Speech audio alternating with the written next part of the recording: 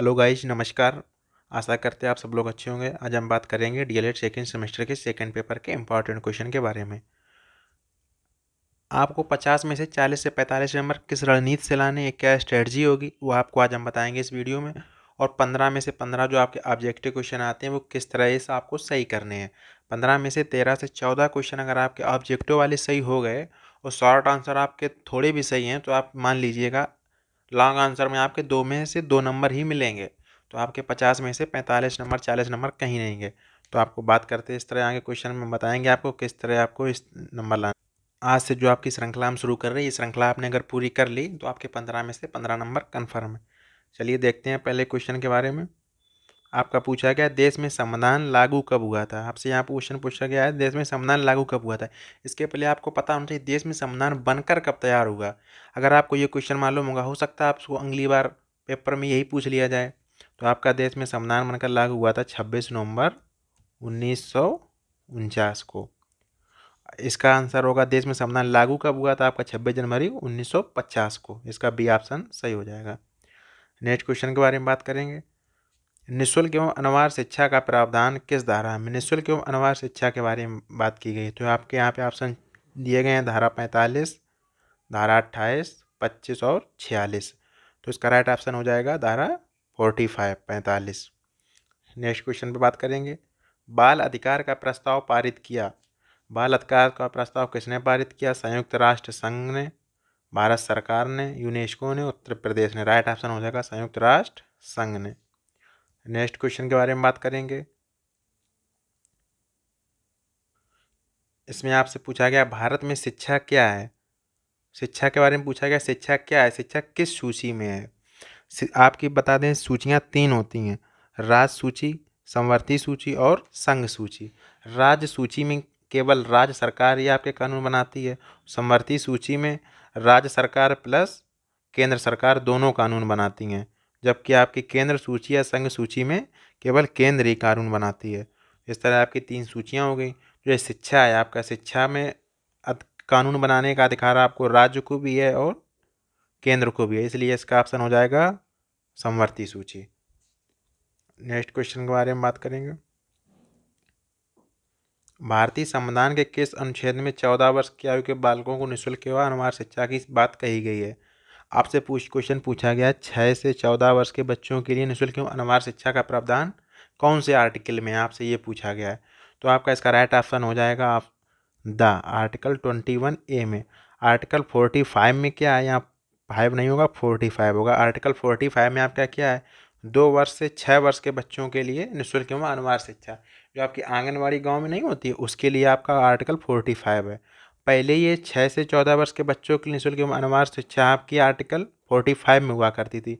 लेकिन एक मतलब संशोधन होने के बाद इसको 21A में डाल दिया गया है और 45A में 2 से 6 वर्ष के बच्चों के लिए आंगनवाड़ी डाल दी गई है। नेक्स्ट क्वेश्चन के बारे में बात करेंगे। सर्वप्रथम अनिवार्य प्राथमिक शिक्षा का बिल किस सरकार के समक्ष प्रस्तुत किया गया था। तो आपका इसका राइट ऑप्शन हो जाएगा गोपाल कृष्ण गोखले। इस तरह आपको सब क्वेश्चन क्लियर करते जाना है। जैसे ये वाला क्वेश्चन आपका ऊपर था, ये वाला निःशुल्क अनिवार्य शिक्षा वाला, ये आपका बहुत इंपॉर्टेंट क्वेश्चन है। कभी आपको आर्टिकल 45 पूछ लेगा, कभी आपका 21A पूछ लेगा। किसी भी कम्पिटेटिव एग्जाम में आप बैठेंगे ये आपका बहुत इंपॉर्टेंट क्वेश्चन, यहाँ से क्वेश्चन बनना ही बनना है। नेक्स्ट क्वेश्चन पर बात करेंगे।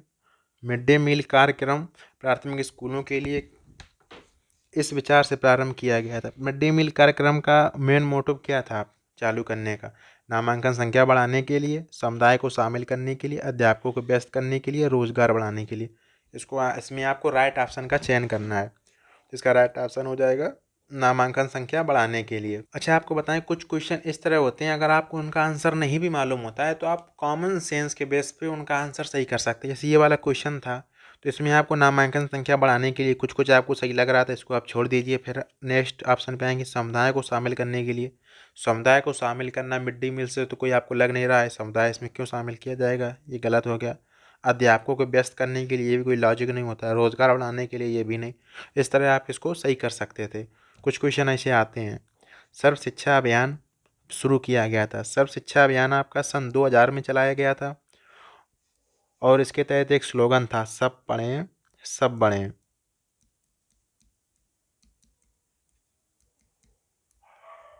नेक्स्ट क्वेश्चन में बात करेंगे,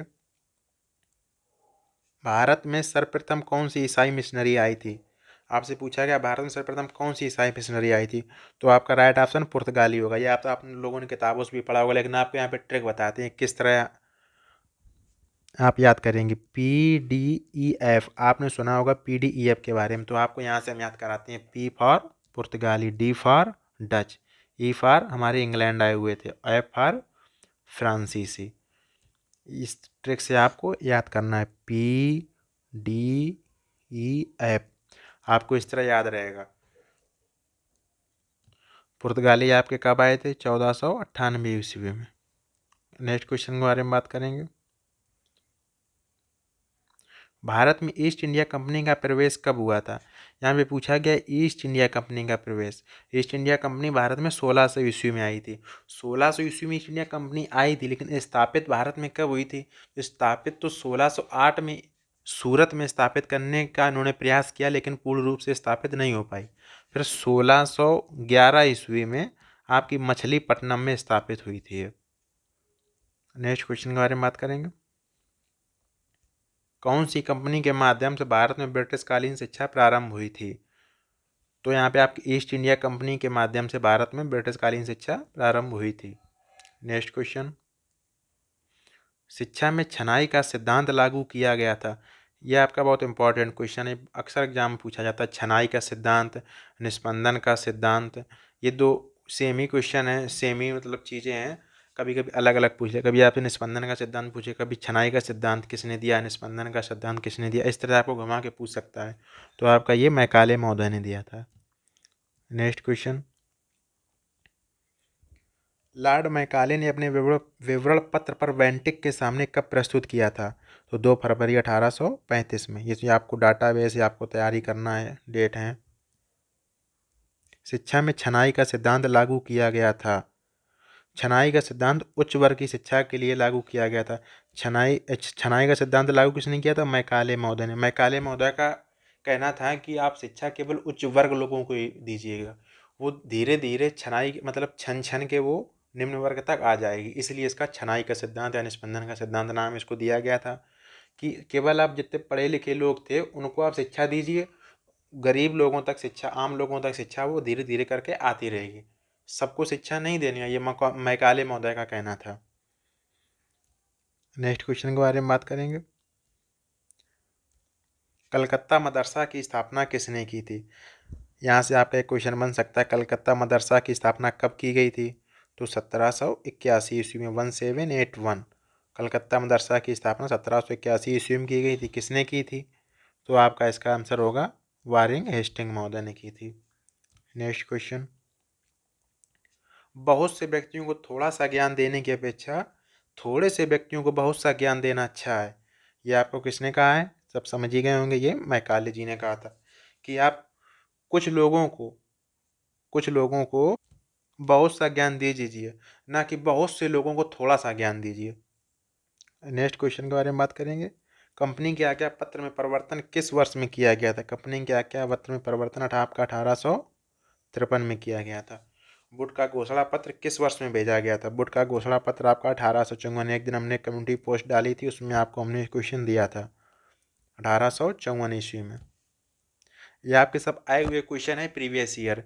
ये श्रृंखला अगर आपने पूरी कर ली तो आपके ये मान लीजिए 15 में से 14 या 15 क्वेश्चन आपके कन्फर्म हैं। 12-13 क्वेश्चन आपको तो डिक्टो यहीं से मिल जाएंगे। कुछ आपको जो हम आपको आंसर में बताते रहते हैं, कुछ आपको आंसर से क्वेश्चन बनेंगे। जैसे कि आपका 21A है, आर्टिकल 45 है, क्योंकि पॉलिटी भी आपके सब्जेक्ट में थोड़ा थोड़ा है, तो वहाँ से भी क्वेश्चन आ सकते हैं। भले वो जीएस का पोर्शन है, लेकिन यहाँ पे भी थोड़ा वो क्वेश्चन वहाँ से रख देते हैं। नेक्स्ट क्वेश्चन के बारे में बात करेंगे, बोर्ड के घोषणा पत्र की प्रमुख सिफारिश क्या है। बोर्ड के घोषणा पत्र की सिफारिशें क्या थी, आपसे पूछा गया। नए विश्वविद्यालय की स्थापना करने के लिए, अपव्यय एवं अवरोधन को रोकने के लिए, शिक्षा विषयों को समाप्त करने के लिए, अधिक धनराशि उपलब्ध कराने के लिए। तो इसका राइट ऑप्शन हो जाएगा नए विश्वविद्यालय स्थापित करने के लिए। अच्छा, यहाँ पे एक क्वेश्चन बनता है, अपव्यय और अवरोधन क्या है। कभी कभी आपके मान लो एग्जाम में पूछ लिया गया, अपव्यय और अवरोधन के बारे में व्याख्या कीजिए। तो अपव्यय और अवरोधन क्या है। अपव्यय मतलब कि कोई व्यय मतलब बेफिजूल खर्ची, अपव्यय हो गया। मान लो कोई बच्चा कक्षा 4 में पढ़ा, उसने पूरे साल की फीस जमा की, लास्ट में जब उसका रिजल्ट आया वार्षिक एग्जाम का तो पता चला कि वो फेल ही हो गया।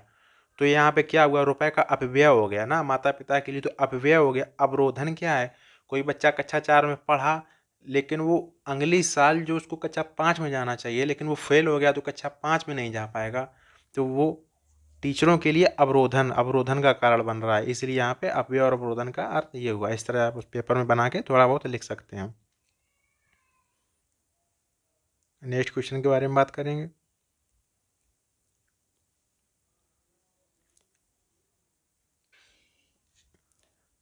इस घोषणा पत्र के अनुसार अब राज्य का सर्वोच्च शिक्षा अधिकारी, यहाँ पूछा गया राज्य का सर्वोच्च शिक्षा अधिकारी क्या कहलाता है, जन शिक्षा संचालक कहलाता है।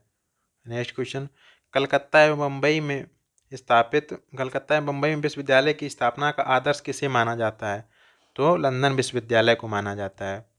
नेक्स्ट क्वेश्चन में बात करेंगे, हंटर कमीशन किसे कहते हैं। हंटर कमीशन आपको भारतीय शिक्षा आयोग को ही कहते हैं। भारतीय शिक्षा आयोग कह लीजिए या हंटर कमीशन कह लीजिए, ये आपका आया था 1882 ईस्वी में हंटर कमीशन। नेक्स्ट क्वेश्चन पे बात करते हैं आपके, 1882 की प्रथम शिक्षा को किस अन्य नाम से भी जाना जाता है। अभी ऊपर आपने क्वेश्चन किया था हंटर आयोग के नाम से। नेक्स्ट क्वेश्चन, भारतीय शिक्षा आयोग का गठन किया गया था। भारतीय शिक्षा आयोग का गठन 3 फरवरी 1882 को किया गया था। ये अगर आपने श्रृंखला पूरी कर ली तो आपके 15 में से 15 नंबर। ये बहुत इंपॉर्टेंट क्वेश्चन है, प्रीवियस ईयर आए हुए क्वेश्चन है, सभी इस तरह क्वेश्चन ही आपके आते हैं। यहाँ से आपको 4-5 क्वेश्चन तो आज की क्लास से ही आपको पेपर में मिलेंगे देखने को। आगे चल के हम आपको बताएंगे कि लॉन्ग आंसर किस तरह लिखना है। आपको नहीं भी आता है तो आपको हेडिंग किस तरह डालनी है। कभी कभी क्या होता है, आपकी राइटिंग अच्छी है और आपने हेडिंग अच्छी तरीके से डेकोरेट करके क्वेश्चन को लिखा है इस केस से, तो आपको 2 में से 2 नंबर मिलने ही है। कुछ भी अगर नहीं आता है फिर भी आपने लिखा है तो 1 नंबर तो मिल ही जाएगा अगर आपने हेडिंग सही से डाली। हंटर आयोग ने भारतीयों को शिक्षा का उत्तरदायी देने का सुझाव देकर उसमें तथा देश में, सेंटेंस पूरा करना है। आर्थिक बोझ, गलत। शिक्षा को मिश्रणियों के अधीन करना, ये भी नहीं होगा। उपरोक्त में से कोई नहीं, इसको हटा ही दीजिए। राष्ट्रीय चेतना को जागृत करना, तो इसका राइट ऑप्शन होगा राष्ट्रीय चेतना जो को जागृत करना है। हंटर आयोग ने भारतीयों को शिक्षा का उत्तरदायी देने का सुझाव देकर उसमें तथा देश में राष्ट्रीय चेतना जागृत की, राइट ऑप्शन हो जाएगा आपका ये। ठीक है दोस्तों, थैंक यू। आज की क्लास यहीं तक रहेगी और आपको फिर नेक्स्ट श्रृंखला में आपको बताएंगे। पूरे क्वेश्चन आपके 150-200 क्वेश्चन समथिंग कराएंगे, इसमें से आपके 15 क्वेश्चन आ जाएंगे। ठीक है, थैंक यू। आज की क्लास में इतना ही।